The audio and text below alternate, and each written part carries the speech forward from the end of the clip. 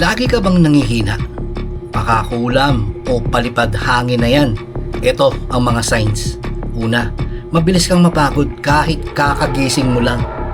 Pangalawa, bigla kang lalamigin o nilalamig o pinagpapawisan kahit hindi naman mainit. Pangatlo, parang may gumagapang na lamig sa likod o dyan sa batok mo. Pang-apat, sumasakit ang ulo o tiyan pero normal naman ang check-up.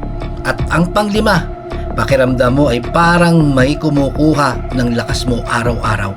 Kaya marami sa amin ang kumuha ng Kaligon bracelet bilang personal na panangga. Ang Kaligon bracelet ay espiritual na panangga laban mo sa kulam, barang, tigalpo, palipad hangin, usog at lahat ng anyo ng sumpa. Kasama na dito kapatid ang rebuelta o ang pagbabalik ng sumpa sa nagpadala nito. Kargado din ito ng mga Latin na dasal mula sa ating mga kaibigang manggagamot at antingero. Simple lang kasundo, isuot mo lang ito. Malaki ang tulong nito, lalong-lalo na kung madalas kang manghina.